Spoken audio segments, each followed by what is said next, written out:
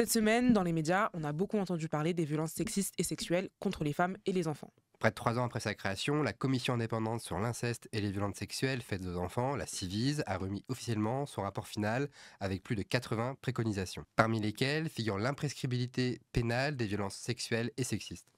Pour comprendre cette notion, on a donné la parole à trois femmes engagées, Mie Koyama, Muriel Salmona et Hélène Bidard. Mon nom est Mieko Iyama, je suis survivante de violences sexuelles dans l'enfance, cofondatrice de Be Brave France, la branche française du Brave Movement, qui est un mouvement international de victimes et de survivantes de violences sexuelles dans l'enfance. Donc j'ai été violée par un cousin de 39 ans quand j'avais 5 ans. C'était il y a pas mal de temps.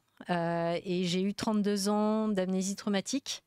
C'est-à-dire que on va dire que mon cerveau, il était tellement choqué par ce crime qu'il a mis de côté. C'est un mécanisme que Muriel expliquera plus tard, mais il a mis de côté ce crime qui est donc resté coincé, on va dire, dans un coin de ma mémoire, jusqu'à ressurgir en 2009, donc quand j'avais 37 ans. Et à ce moment-là, c'est comme un choc quand les souvenirs remontent. Il y a beaucoup de victimes qui vivent ça. On est près de 40% à le vivre. Et il y a tout un processus où on est complètement perdu, on est complètement envahi. Et du coup, avant d'accéder à la justice, il se passe un petit temps, on va dire. Toujours est-il que moi, j'ai quand même déposé plainte en 2011. Ma plainte a été classée sans suite, donc il n'y a pas eu d'instruction, d'enquête judiciaire, on va dire, à cause de la prescription pénale. Donc la prescription pénale, pour rappel, c'est ce qu'on appelle un droit à l'oubli, c'est-à-dire que en France, quand des agresseurs sexuels s'en prennent à des enfants, au bout d'un moment, ils peuvent ne plus être jugés. Voilà, ils ont un droit à l'oubli. Donc en l'occurrence, là, en France, les victimes de crimes sexuels dans l'enfance ont jusqu'à 48 ans pour déposer plainte. Après, c'est terminé. Donc pourquoi on a signé cette tribune tout ensemble? C'est qu'on en a marre de ce système-là. On pense qu'il n'y a pas de droit à l'oubli pour les victimes, il y a un droit à l'oubli pour les agresseurs, donc ça ne va pas. Donc j'en termine juste pour dire que moi, quand ma plainte a été classée, donc pas d'enquête, j'ai été jusqu'en cour de cassation, donc c'est la cour la plus haute en France, pour demander à ce que l'amnésie traumatique que j'avais subie, donc l'oubli, soit considérée comme un obstacle qui avait fait que je ne pouvais pas déposer plainte plus tôt. Et que du coup, je demandais à ce que mon agresseur soit jugé. Ça aussi, ça a été rejeté. Donc de là, j'ai commencé un combat associatif, militant, et là, collectif international là avec le Brave Movement, parce que le Brave Movement est une ONG qui demande l'imprescriptibilité des crimes sexuels sur mineurs partout dans le monde. Et je précise que là, aujourd'hui dans le monde, on en est à 31 pays qui ont supprimé la prescription pénale. Donc on aimerait bien que la France devienne le 32e. Moi, je parle pas de moi. Comme je suis élue, je parle jamais de moi et de ma vie. Mais par contre, ce qu'on sait par la Civise et par les chiffres, c'est qu'en fait, 10% de la population est concernée directement. Donc, c'est énorme. Et c'est aussi les familles, c'est aussi les proches. On peut être concerné de différentes manières, même si on n'est pas directement victime. Et donc, c'est juste extrêmement massif. Et moi, je suis admirative de ce que vous faites en témoignant personnellement. Moi, j'ai signé comme alliée, comme féministe, qui partage totalement ces combats-là. Mais moi, vous m'avez convaincue avec d'autres. J'étais pas, il y a quelques années, j'étais pas d'accord sur l'imprescriptibilité. Parce qu'aujourd'hui, c'est les crimes contre l'humanité. Et évidemment, on a envie que les crimes contre l'humanité soient à part. Sauf que j'ai vraiment changé d'avis sur cette question-là. Et encore aujourd'hui, avec le rapport de la vie civile, ça m'a renforcée dans cette conviction. D'abord, quand on prend le parti des enfants et l'amnésie traumatique et qu'on comprend ce qui se passe, on se dit, bon, il faut chercher à comprendre pourquoi on en est là, pourquoi il y a si peu de condamnations c'est quand même hallucinant que la justice soit autant en échec. Après, est-ce que la question que posent les adversaires de l'imprescriptibilité, c'est mais du coup, si on attend tant d'années, en fait, ça va pas aider aux condamnations. Mais j'ai entendu d'abord des juristes, des avocats qui expliquent très bien comment, en fait, il faut que la justice s'adapte au type de crime. Sur le terrorisme, on a changé la justice en fonction des crimes pour pouvoir être plus efficace. Sur le grand banditisme, on change la justice pour être plus efficace. Et sur l'inceste, la pédocriminalité, on n'est pas capable d'adapter la justice pour être plus efficace et on se contenterait qu'elle soit si peu efficace. Enfin, il y a quelque chose de vraiment de pas logique sur le fait de refuser cette imprescriptibilité. Et puis la deuxième chose, c'est en fait pourquoi est-ce qu'on irait comparer les malheurs du monde entre pourquoi est-ce qu'il y aurait une échelle et une comparaison, c'est-à-dire pourquoi est-ce qu'on comparait les crimes de guerre avec la pédocriminalité, pourquoi est-ce qu'on a l'impression qu'on les mettrait en concurrence. Il n'y a pas de concurrence entre la misère en fait. Donc du coup, moi vraiment j'ai changé d'avis parce que vous les militantes directes, vous m'avez vraiment fait changer d'avis sur ça. Et je pense qu'il y a vraiment un gros enjeu autour de faire connaître cet enjeu-là de l'imprescriptibilité, et je pense que Muriel t'en parlera très bien aussi. Donc moi, je suis psychiatre, présidente d'une association Mémoire traumatique et victimologie pour améliorer la prise en charge des victimes, et puis j'ai fait de gros travaux pour comprendre tous les mécanismes psychotraumatiques qui suivent les violences, et on sait que les violences sexuelles, d'autant plus sur les enfants, ont de très très lourdes conséquences psychotraumatiques tout au long de la vie, qui peuvent durer 10 ans, 20 ans, 30 ans, 40 ans. Donc c'est pour ça que le droit à l'oubli, c'est complètement fou. Par ailleurs, lors de la campagne MeToo, inceste, même avant, j'avais fait des tweets pour participer à la campagne où j'ai dit que j'avais subi des viols à l'âge de 6 ans et à l'âge de 13 ans. Donc, l'âge de 6 ans, des viols vraiment en réunion, et ma mère était liée à ces viols. Et j'ai eu une période blanche après mes 6 ans. Pendant 5 ans, je n'ai absolument aucun souvenir. C'est ma primaire n'existe pas. L'école primaire, pour moi, ça n'existe pas. J'ai même pas le souvenir d'un enfant.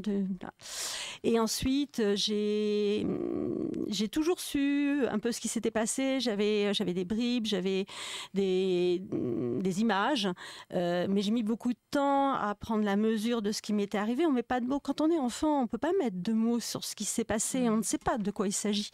On vit quelque chose d'atroce, c'est une torture, mais on ne sait pas. On ne sait pas ce qui se passe. Et puis on s'aperçoit en plus que quand on a été victime, il y a une sorte de continuum des violences. On va être ciblé par de nombreux prédateurs. Donc, j'ai subi d'autres violences sexuelles, dont encore un viol à l'âge de 13 ans. Et 13 ans, c'est un âge, comment on peut dire, charnière pour moi, où j'ai dit, moi, ce monde-là, je n'en veux pas. Je ne veux pas de ce monde où on fait ça à des enfants. En plus, j'avais plusieurs amis qui avaient subi des incestes aussi. Et du coup, je me suis dit que j'allais changer le monde. Voilà. Et bon, devenue médecin, psychiatre, j'ai pris en charge les victimes de violences continuellement. Enfin, aussitôt que les personnes étaient en souffrance, quand je leur posais la question, elles me disaient qu'elles avaient subi des violences dans l'enfance, particulièrement l'enfance, et des violences sexuelles. Et donc, je me suis mise à vraiment m'engager pour elles. Et très tôt, j'ai trouvé que le système de prescription était un système particulièrement injuste. C'était une atteinte très grave au droit. Enfin, les violences sexuelles sur les enfants, c'est considéré comme des très graves violations des droits humains, ce qu'on appelle des crimes de premier ordre. Les droits européens les considèrent comme des actes cruels, dégradants, inhumains. Le droit international les considère de plus en plus comme des tortures. Donc, on sait que c'est extrêmement grave, mais comme le disait Hélène, quasiment aucun enfant n'arrive, même quand il est adulte, à pouvoir porter plainte, tellement c'est difficile, tellement ça prend de temps, tellement il est traumatisé, je vais y revenir. Et puis, la société fait en sorte qu'aucun enfant, même s'il parle, ne soit entendu, ne soit pris en compte, ne soit pris en charge, ne soit protégé, secouru, soigné. Donc en fait, la société a fait tout pour effacer le problème. Ça n'existe pas. Et puis que quand les personnes arrivent enfin à pouvoir porter plainte, on m'a dit fallait vous y prendre un peu plus tôt, là c'est trop tard, c'est dommage. Voilà. Et puis il faut savoir aussi que cette prescription, alors on s'est battu avec cette prescription parce qu'on l'a allongée petit à petit. Au départ c'était à partir des faits, alors quand on a 3 ans, 5 ans, 6 ans à partir des faits, c'était 10 ans à partir des faits. Après c'est parti de la majorité. À partir de 18 ans. Ça a été d'abord 10 ans pour les viols, par exemple, puis 20 ans. Et puis, on a obtenu, récemment, en 2018, on a obtenu 30 ans après la majorité. Donc, ça va jusqu'à 48 ans. Mais ce qu'il faut savoir, c'est que l'immense majorité des viols que subissent les enfants sont commis par des proches, des personnes que les enfants vont voir continuellement. Or, quand on a été confronté à un acte de barbarie tel, le cerveau met en place des stratégies de survie extrêmement violentes pour pouvoir survivre, parce que c'est un tel stress qu'on pourrait mourir de stress. Et le cerveau, en quelque sorte, disjoncte comme un circuit électrique qui serait en survoltage et coupe le circuit émotionnel. Et quand on n'a plus d'émotion, et il coupe le circuit de la mémoire, donc on n'y voit plus rien. On est dans une sorte de brouillard total tant qu'on est confronté au danger et à l'agresseur. Si c'est un membre de sa famille qui a commis les violences sexuelles, si c'est quelqu'un de proche qu'on voit continuellement, eh bien, ce système de survie que met en place le cerveau va continuer. C'est ce qu'on appelle l'amnésie traumatique. Et puis, quand l'amnésie traumatique enfin cède, parce que la personne enfin ne voit plus l'agresseur ou est un peu éloignée, donc on imagine que quand l'agresseur est quelqu'un de la famille, il faut des dizaines et des dizaines d'années avant de plus voir quelqu'un de sa famille. Si c'est son beau-père, son père, je veux dire, à 30 ans, 40 ans, on le voit encore, voire à 50 ans, on peut être encore en train de le voir et être encore dans ce système de protection du cerveau. Et quand enfin on est protégé, c'est ce que disait Mie, à ce moment-là, la mémoire traumatique qui s'est mise en place, c'est vraiment le cœur du trauma, qui fait revivre à l'identique les événements, va exploser et on va revivre tout. On va revivre, mais dans tous les détails, avec les sensations, la terreur, les odeurs, les hurlements de l'agresseur, son regard, sa haine, son odeur, toute la détresse, tout ça, on va le revivre et ça va partir en vrille. Et on a besoin encore de temps. Donc, ce que je veux dire, pour moi, il est évident qu'à partir du moment où on est dans une société qui ne protège pas les enfants, 83% des enfants qui ont été victimes de violences sexuelles disent qu'ils n'ont jamais été ni reconnus en tant que victimes, ni protégés. Je ne parle pas même de reconnaissance en termes de justice, mais reconnus comme victimes. On sait qu'ils ne vont pas être secourus. On sait qu'ils vont mettre 10 ans, 15 ans avant d'avoir accès à des soins qui sont absolument nécessaires et qui normalement sont urgents. C'est une urgence médico-psychologique. On sait que personne ne va leur poser des questions, personne ne va les protéger, personne ne va les accompagner.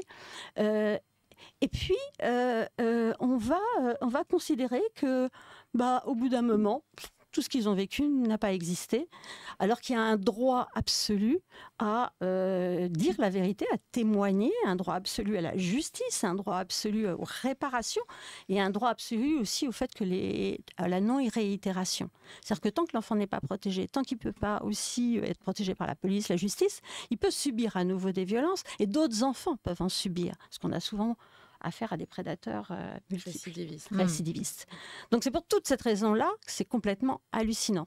Alors après, on peut peut-être parler de tout ce qui on nous a opposé pour nous dire que non, ça ne peut pas être imprescriptible, alors que le Conseil de l'Europe a mis en place une résolution le 24 juin 2020 pour demander à tous les pays du Conseil de l'Europe de supprimer la prescription.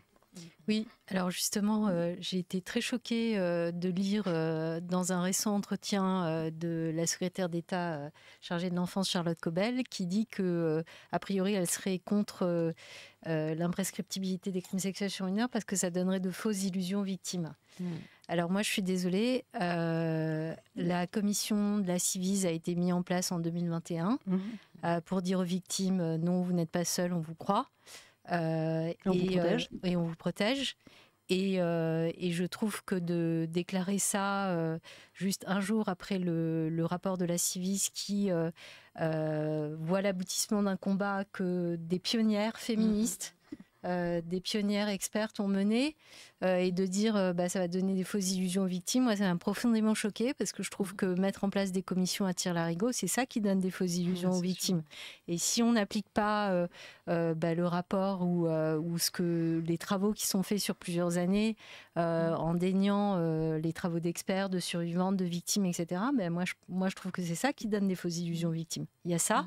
Et ce que vous dites, Muriel, je voudrais aussi rappeler que, parce qu'on ne l'a pas dit encore, mais que chaque année, c'est quand même 160 000 enfants qui sont victimes de viols et de tentatives de viol en France. Donc ce phénomène d'amnésie traumatique, il touche 40 à 60% des victimes. Donc c'est pas un fait divers, c'est vraiment un fait de société. Et avec Muriel notamment, on s'est battu aussi pour que, au-delà de la prescription pénale, l'amnésie, elle soit reconnue comme quelque chose qui empêche les victimes de déposer plainte plus tôt. Donc que ce soit inscrit dans la loi, que l'amnésie traumatique soit considérée, c'est un terme un peu technique, mais comme un obstacle insurmontable. Et dans ce combat-là, parce que les violences sexuelles sur les enfants, c'est aussi un combat féministe, et que 90% des agresseurs sont des hommes, 80% c'est des filles. Et dans ce combat-là, on a eu des alliés comme Hélène, on y a eu des alliés féministes, et ça c'est hyper important à dire aussi. Oui. Mais il y a le collectif féministe contre le viol dans les années 90. Dans les premières écoutes qu'elles ont pu faire, elles ont découvert le caractère massif des violences sexuelles sur les petites filles particulièrement. Et les adultes qui appelaient étaient d'anciennes victimes. Et je pense que c'était intéressant ce que tu disais aussi, Muriel, sur le fait que les victimes d'inceste, victimes de violences sexuelles dans leur enfance, elles vont à nouveau, très souvent, être de nouveau victimes plus tard dans leur vie, parce que finalement, elles sont très vite identifiées comme des proies faciles. Puis ils ont des troubles psychotraumatiques qui, justement, les rendent très vulnérables. Oui. C'est cette fameuse dissociation. Et elles se mettent en danger aussi. Et moi, j'ai pu le voir, j'en avais parlé avec vous la dernière fois, mais quand on regarde les chiffres chez les jeunes sur les tentatives de suicide, voir les suicides, c'est très important. Et la Civis a demandé là qu'on puisse rechercher les causes, y compris en termes de violences sexuelles. Et je trouve que c'est passionnant, vraiment très touchant de ne pas laisser tomber et d'aller chercher les causes, même à titre posthume. Et puis donc, je suis désolée, je parle de choses terribles, mais donc il y a les questions de suicide, mais il y a les addictions, drogue, alcool. Et donc, quand on a regardé les chiffres sur l'obésité, c'est énorme. En fait, si on demande aux personnes en obésité si elles ont été victimes d'inceste, et si on systématise le questionnement systématique sur les violences sexuelles, y compris pour les médecins qui reçoivent pour des questions d'addiction, etc., ils vont tomber forcément, si des médecins posent la question, on leur répondra que la cause est là. En réalité. Donc il y a beaucoup de choses à faire chez les professionnels, parce que en fait, les gens parlent. Quand c'est pas avec des mots, ils l'expriment physiquement, ils l'expriment dans leur comportement. Et je trouve que c'est très intéressant de se dire, il y a un gap énorme de formation là chez l'ensemble des professionnels qui ont besoin d'ouvrir les yeux aussi et d'écouter ce qui se dit. Oui, tout à fait. Et d'ailleurs, ça permet de rebondir aussi sur un autre élément qu'on nous renvoie, c'est la déperdition de preuves. Alors, ce qu'il faut savoir, c'est qu'il y a que à peu près 10% des enfants victimes de viol qui vont pouvoir porter plainte, tellement c'est difficile, tellement il y a plein de choses qui s'y opposent. Déjà, les troubles psychotraumatiques, on en a parlé, mais ça peut être aussi les menaces, la pression, la peur de ne pas être cru, toute une culpabilité qui a été auto-entretenue, une honte, ne pas avoir les mots, etc. 10%, et il y a 74% de ces plaintes qui sont classées sans suite, parce que ce serait insuffisamment caractérisé. Ça veut dire qu'il n'y a pas assez de preuves. Ça ne veut pas dire que quand c'est classé sans suite, ça n'existe pas. Ça veut dire qu'on n'a pas les éléments. Et on sait très bien que les enquêtes ne sont pas faites totalement, que du coup, c'est très mal traité. Mais ça se passe même si on a porté plainte il y a quelques mois, ou il y a un an, ou voire quelques jours. Donc dire que ça serait une déperdition de preuves si on met l'imprescriptibilité, le problème il est déjà là. Donc donner des illusions, c'est pas vrai. C'est-à-dire que justement, c'est ce que tu disais, Hélène, il faut adapter le système de preuves à cette situation-là. Les violences sexuelles, c'est toujours dans le cadre d'une domination et d'un rapport de force. Et là, avec les enfants, c'est un rapport de force qui est exponentiel en quelque sorte. Et qu'on ne peut pas mettre sur le même plan la parole d'un agresseur qui est adulte avec celle d'un enfant. Donc il faut déjà changer des systèmes de charge de preuves. Et puis, il faut aller rechercher les preuves là où elles sont. On s'est aperçu que dans les 3/4 des cas, par exemple, même plus, ils vont même pas chercher dans les téléphones, les ordinateurs, alors qu'on sait que la pédocriminalité sur le net, que les photos, il y a plein de photos qui sont... Mais ils le font pas. Ils vont pas aller chercher des témoins, ils vont pas aller chercher les troubles psychotraumatiques qui peuvent vraiment permettre de voir tout un parcours. Et c'est là où je reviens sur ce que tu vas dire de toutes les conséquences. Et toutes les conséquences, les troubles psychotraumatiques sont ce qui s'appelle pathognomoniques, c'est-à-dire qu'ils sont des preuves des violences qui ont été subies. Et donc, si on décrypte la mémoire traumatique, si on voit, si on sait que pendant tant de temps, il y a eu cette amnésie traumatique ou dissociation, si après on sait que la personne, elle a une mémoire traumatique qui s'allume dans telle situation ou telle situation, on sait que cette situation-là est rapportée aux violences. Quand on a une mémoire traumatique, c'est tellement une torture, c'est tellement horrible que les personnes mettent en place des stratégies de survie. Il y en a de deux sortes. Soit c'est je ne bouge plus, je ne fais plus rien, j'évite toutes les situations qui m'allument, qui me font penser une odeur. Je peux plus supporter les odeurs, donc je me mets dans un cadre où je ne sens plus rien. Je ne peux pas supporter les regards des gens, je sors plus. Je peux pas supporter certains aliments parce qu'ils me rappellent quelque chose, parce qu'il y a eu des violences sexuelles buccales. Je peux pas supporter d'aller dans la douche parce que c'est dans une douche que j'ai subi des violences sexuelles. Je peux pas supporter le noir parce que c'est la nuit. Enfin, vous voyez. Après, on peut décrypter les choses et faire vraiment...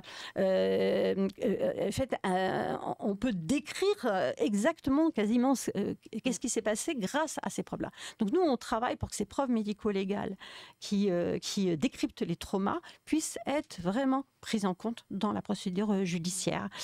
Et donc il y a ces conduites d'évitement dont je vous parlais, et il y a ce qui peut paraître un peu paradoxal, c'est on a subi des violences et on se retrouve à exercer des violences sur soi, s'automutiler, se brûler, se mettre en danger dans des situations de sport extrême ou de situations aussi sexuelles, etc. Ça paraît étrange. Or, en fait, soit on fait en sorte que la mémoire traumatique ne s'allume pas, mais si elle s'allume, il faut en quelque sorte l'anesthésier. Et à ce moment-là, on va mettre en place les mêmes stratégies que le cerveau a mis en place au moment des violences pour anesthésier une situation qui est totalement intolérable. Et du coup, les gens vont prendre des drogues pour anesthésier, alcool, drogue, mais ils vont aussi mettre en place des stratégies donc, de conduite à risque et de mise en danger, parce que ça fait monter le stress de façon complètement incohérente, puisque je veux dire, on se fait mal, etc. Et à ce moment-là, le cerveau de nouveau disjoncte et de nouveau va anesthésier la personne.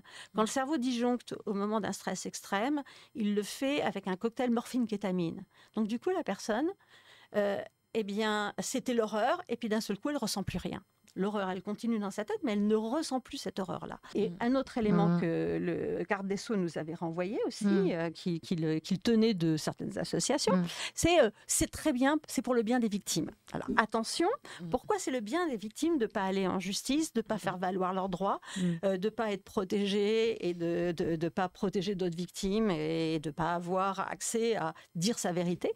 Eh bien, c'est que ces victimes-là, si jamais il n'y avait pas eu la prescription, eh ben, elles n'auraient pas été fichues d'aller porter plainte. Donc il faut un aiguillon pour aller porter plainte. Et l'aiguillon, c'est ça, c'est un coup près. C'est une pression. C'est une pression. Ce qui est quand même d'une cruauté absolue. C'est une cruauté absolue parce qu'il y a énormément de victimes pour qui c'est pas une question de pression ou pas de pression, et c'est pas une question de choix. Est-ce que je vais porter plainte ou pas? C'est une question de c'est impossible. Je ne peux pas. Je suis en incapacité. Il faut rappeler que la plupart des victimes sont les victimes les plus vulnérables, que les personnes en situation de handicap, enfants, subissent 5 fois plus de violences sexuelles. C'est énorme. Que plus les personnes sont vulnérables, enfants placés, enfants à la rue. Enfin, donc on va, vis-à-vis des plus vulnérables, on va les laisser sur le bord de la route. Et tant pis. Et c'est celles qui vont être les plus soutenues ou qui vont pouvoir porter plainte. Millette, avec le Brave Movement, vous parlez de cyber-pédocriminalité. Et elle t'a tendu la perche, Muriel. Ouais. Mais surtout, du coup, la retourne, d'ailleurs, est-ce qu'il y a une prescription? Ouais. Comment on va pouvoir avoir des arguments contre la prescription si la cyberpédocriminalité continue à se développer comme ça, que les actes sont en ligne et qu'on ne peut pas les retirer? Il n'y aura pas de prescription en ligne complètement. sur les violences. La question, elle se pose encore plus avec la cyberpédocriminalité parce que il y a quelques chiffres qu'il faut rappeler. Là, en 2022, les images pédocriminelles qui ont circulé dans le monde, c'est 88 millions d'images et de vidéos. Même si parfois c'est les mêmes images, les mêmes vidéos qui circulent et recirculent, c'est un crime et c'est un traumatisme double pour les victimes. Donc maintenant, les jeunes, il y a beaucoup de jeunes qui sont victimes à la fois de violences sexuelles dans leur milieu intrafamilial et à la fois de partage de vidéos et d'images pédocriminelles. C'est des jeunes, on en connaît, au Brave Movement, qui parfois ne peuvent pas sortir de chez elles, de chez eux. Alors c'est 96% de filles. C'est donc encore plus stigmatisant, j'ai envie de dire. En plus, tout se fait en ligne aujourd'hui. Donc effectivement, la cyberpédocriminalité, c'est majeur. Et effectivement, les traces, on cite souvent au Brave Movement l'exemple de cette fille qui a été violée par son père dans les années 90 et son image jusqu'à récemment avait recirculé et circulé plus de 100 000 fois sur Internet. Donc il n'y a pas de prescription, encore plus pour ces victimes. La question qui se pose, c'est de pouvoir détecter ces images, de pouvoir les signaler, de pouvoir les retirer. C'est pour ça qu'on se bat au niveau européen, avec Muriel, avec toi Hélène, pour faire en sorte qu'il y ait des moyens de détection, que les plateformes, en l'occurrence Meta, et les autres plateformes puissent être contraintes de détecter, de retirer, de signaler ces images. Et voilà, on a du mal, parce qu'il y a aussi un autre phénomène, c'est que en fait, les prédateurs sexuels, ils repèrent les jeunes et les enfants sur des plateformes au clear web, dans le clear web, et ils les attirent vers les messages cryptés. Et donc, du coup, ça, c'est un mécanisme, un phénomène qui est en train de prendre une ampleur considérable. Comment on fait pour les protéger, ces enfants? Si on ne détecte pas ces images, ils ne sont pas protégés. Et voilà, et c'est des prédateurs qui ne sont pas arrêtés, et c'est des victimes qui sont traumatisées, retraumatisées à vie, effectivement. Donc il n'y a pas de prescription pour elles. Oui, c'est ça. En plus, c'est pas des fausses victimes, c'est pas des images hors sol, c'est des vraies victimes avec des vrais prédateurs. Et beaucoup commencent par ceux qui vont consommer de la pédophilie en ligne deviennent des pédocriminels dans la réalité après. Et c'est hallucinant déjà d'imaginer qu'aujourd'hui, les hébergeurs ne sont pas en responsabilité.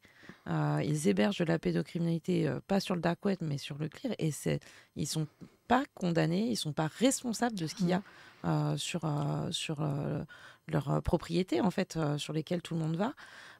Et ce qui est très grave, moi je le vois, c'est aussi en tant que mère de famille, c'est que les enfants, à l'entrée du collège, tout le monde a son téléphone, tout le monde va sur Internet, qui a de moins en moins de contrôle. Mais en fait, moi, je connais une association qui a fait le test. En 2 jours et demi, si vous créez un profil de petite fille de 12 ans, en 2 jours et demi, vous êtes contacté par un pédocriminel. 2 jours et demi, c'est ça la moyenne. C'est les Ils sont en chasse.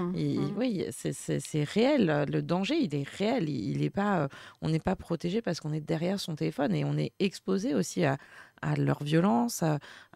C'est pas de la sexualité, c'est de la violence qui est diffusée par ça. Et Muriel, vous pourrez en parler aussi, mais en fait, c'est quand même des crimes sans frontières. Il y a aussi le phénomène du viol en direct, ce qu'on appelle le live streaming. Donc, c'est des riches américains ou européens qui commandent des viols sur Internet dans des pays très pauvres, dont les familles vendent carrément leurs enfants pour 60 €. Aux Philippines, ça permet de vivre un mois pour une famille. Donc, il y a tous ces mécanismes-là. Il y a le grooming aussi. C'est des adultes qui se font passer pour des enfants et qui en arrivent à les agresser sexuellement. Et voilà, et derrière ça, il y a des vrais agresseurs. Voilà, ce qu'il faut savoir, c'est que longtemps, on a fait des séparations. Alors, il y avait l'inceste, les agresseurs qui étaient donc incestueux. Il y avait ce qu'on appelait les pédophiles, avec un terme qui est quand même très, très, très malvenu, puisque ça veut dire qu'ils aiment les enfants sous couvert d'attraction. C'est le terme des agresseurs. Oui, bien sûr, c'est la propagande. C'est la propagande. Donc, du coup, on utilise pédocriminel maintenant. Et c'est un peu comme si il y avait une frontière étanche, soit ils s'en prenaient aux enfants, alors que pas du tout. En fait, ça circule et les prédateurs, ils se servent là où ils ont des enfants et ils vont dans les circuits où ils peuvent avoir accès aux enfants. Donc, ils peuvent même rencontrer des femmes, leur faire des enfants pour avoir des proies qu'ils vont utiliser ensuite dans un deuxième temps. Ou les fameux beaux-pères qui sont quand même fréquemment agresseurs. Ça fait partie les beaux-pères c'est un gros pourcentage des agresseurs sexuels. Et que là aussi, quand ils agressent leurs enfants, ils vont non seulement exploiter ces enfants sexuellement, mais ils vont les exploiter aussi sur le net. C'est-à-dire qu'ils vont prendre des photos et les mettre sur le net. Et quand là, en tant que spécialiste, psychiatre qui prend en charge des victimes de violences sexuelles, maintenant quand je pose des questions aux enfants que je reçois, est-ce qu'on t'a photographié, est-ce qu'on t'a filmé pendant que tu subissais toutes ces violences?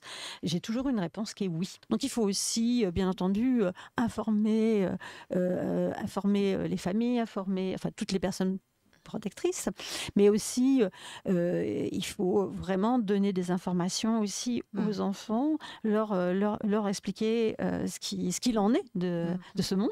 Enfin, on peut pas je veux dire que tout comme on leur explique qu'il faut faire attention en traversant la rue, etc., on doit les protéger de ce danger-là et surtout, et puis leur poser continuellement des questions pour savoir s'il leur arrive quoi que ce soit, et pas seulement s'il y a des symptômes ou s'il y a des éléments de souffrance, un enfant qui change de comportement, des troubles du sommeil, des troubles de l'alimentation, etc., ou des troubles anxieux, mais aussi systématiquement, parce que les enfants les plus traumatisés vont être ceux qui vont passer dans les mailles du filet, parce que comme ils sont dissociés émotionnellement, ils ont l'air indifférents à tout. Donc finalement, personne ne pense qu'ils subissent des choses horribles, alors qu'ils subissent des choses horribles. Et puis il y a aussi une dimension, Hélène et Muriel, je ne sais pas si vous l'avez vu, mais il y a une série incroyable là, en ce moment sur France Télévisions, la Sambre, qui raconte le violeur et pédocriminel qui a sévi pendant 30 ans. Et ce que je veux dire, c'est que, et dont une majorité de mineurs, enfin beaucoup de mineurs, et en fait, il avait vraiment un profil de père de famille sympa, il était intégré dans le voisinage, il rendait service à tout le monde, et il y a aussi une image, mais voilà, et il y a aussi une image de l'agresseur, enfin c'est pas l'agresseur, c'est pas le prédateur, lui en l'occurrence, il agressait les gens dans la rue, mais il était bien intégré. Vous voulez déposer plainte ? Vous êtes sérieux là ? Je pense qu'il y en a d'autres. Ce qu'il y a d'intéressant dans cette série, c'est que je trouve que ça montre aussi toute la culture du déni, la culture du viol, qui fait qu'on ne voit pas ce genre de personnages, on ne veut pas les voir parce que c'est trop difficile, quoi. C'est ce que Tiffany Day, j'en profite pour la citer, montre dans son spectacle Compte à rebours, où elle explique comment nous, on a toutes été élevés, et tout le monde, les petits garçons comme les filles, avec l'idée que l'agresseur, ce serait le loup-garou dans le bois, et que vraiment, c'est parce que tu sors du chemin que tu as bien cherché à rencontrer le loup-garou. Et donc toute cette idée, ce serait un monstre. alors que non, ça n'était pas un monstre. C'est un monstre, c'est dans plus de 80, voire 90% des cas des personnes connues de l'enfant. Et puis, on a aussi ce stéréotype où c'est une victime qui fabrique un agresseur. C'est-à-dire que c'est une personne particulière qui va être violée par un agresseur qui n'en violera pas d'autres. Mais c'est pas du tout ça. Ce sont des prédateurs qui font de très nombreuses victimes. Et ça, par exemple, la justice a beaucoup de mal à penser les choses comme ça. Et quand ils condamnent quelqu'un et qu'ils le font sortir au bout de très peu de temps, parce que c'est une condamnation avec beaucoup de sursis ou des remises de peine, et puis après ils disent mais regardez, il n'y a pas de récidive, c'est pas un problème. Sauf que quand on a moins de 10% des viols qui font l'objet de plaintes, qu'est-ce qu'ils en savent qu'il n'y a pas de récidive? Ils n'en savent strictement rien. Enfin, je veux dire, bien entendu qu'il y en a. Et puis quand on a des situations où enfin on arrive souvent par hasard à attraper des agresseurs, comme pour Adèle Haït-Bon, avec l'électricien qui a fait, on pense, 200 victimes, et bien voilà, on a des quantités de victimes incroyables. Et c'est là où la prescription est une catastrophe. Là, on n'a pas obtenu encore l'imprescriptibilité. Donc la Ciivise le réclame, le Conseil de l'Europe le réclame, beaucoup de pays on va le finir par l'obtenir. Pour l'instant, on ne l'a pas encore obtenu. Ce qu'il faut savoir, c'est que même si on ne l'a pas obtenu, on a quand même obtenu ce qu'on appelle une prescription glissante quand il y a des crimes en série. Il faut toujours porter plainte, de toute façon. Même si c'est prescrit, il faut essayer d'obtenir quand même une enquête et qu'il y a quand même une possibilité au civil de faire reconnaître et d'avoir une réparation et une certaine reconnaissance. Donc ça c'est un élément. Et puis il faut soutenir tous les combats pour rendre ces crimes imprescriptibles. Et il faut être accompagné, particulièrement quand on est un enfant, il faut être toujours accompagné d'un avocat ou d'un administrateur ad hoc pour défendre ses droits. C'est très difficile de défendre ses droits. Et puis pour les enfants, il faut qu'ils puissent être informés très jeunes. Il faut leur donner des outils pour identifier les violences, savoir comment ils réagissent, pourquoi, pour pas qu'ils se sentent ni coupables, ni avoir honte, parce que c'est l'agresseur qui met ça en scène, et comprendre aussi leur réaction, la sidération, parce que les victimes n'arrêtent pas de se mettre en cause, parce que tout est fait pour qu'ils se mettent en cause. Moi, je vais essayer de porter 2 messages ce soir. D'abord, je pense que quand même, il s'est passé quelque chose avec MeToo inceste. Et il y a toute une génération de jeunes qui en parlent et qui se parlent entre eux. Même si l'éducation nationale devrait faire 3 cours par an d'information sur la sexualité. Et ça devrait être l'occasion de parler du consentement et de faire du repérage, etc. Ça n'a pas lieu. Mais pour autant, il y a vraiment des jeunes qui se parlent et qui en parlent entre eux. Et donc, il y a une solidarité et j'espère que ça va continuer. Parce que ça permet une écoute, ça permet de pouvoir orienter après derrière. Et donc, je pense qu'il faut continuer dans ces mouvements à militer avec les associations féministes, avec les associations enfantistes qui sont en train aussi d'émerger. Et donc, du coup, il faut vraiment continuer à pousser ça. Il faut appeler le collectif féministe contre le viol et les associations qui sont aussi des professionnels de l'écoute. Quoi qu'il arrive. Ce qui me paraît important, c'est que c'est pas aux gens d'enquêter. C'est pas à eux de dire c'est la vérité, c'est pas la vérité. Non, on a un doute, on saisit des professionnels. Et quand on est des professionnels et qu'on a un doute, on saisit d'autres professionnels compétents sur le sujet. Donc voilà, il y a le fait de militer et qu'il se passe quelque chose quand même dans la société. Et la deuxième chose, c'est qu'en fait, avec la Ciivise, vous avez fait toutes les recommandations, quoi. 82. 82 recommandations. Tout le travail était fait. Il y a des recommandations dans tous les domaines, de la police, de la justice, dans la santé, auprès des associations. C'est extrêmement concret. Et donc, maintenant, il faut mettre en œuvre. Et maintenant, la balle est dans le camp des politiques. Dans le cadre, c'est les politiques maintenant qui doivent. C'est une obligation internationale de prendre en charge les victimes, de les protéger. Et c'est une obligation internationale de poursuivre et de condamner les agresseurs. Sinon, les responsables politiques peuvent être traduits à la Cour pénale internationale pour torture. Moi, je voudrais juste donner un message d'espoir en tant que survivante de violences sexuelles dans l'enfance et de dire que chacune et chacun, on est sur un chemin un peu différent.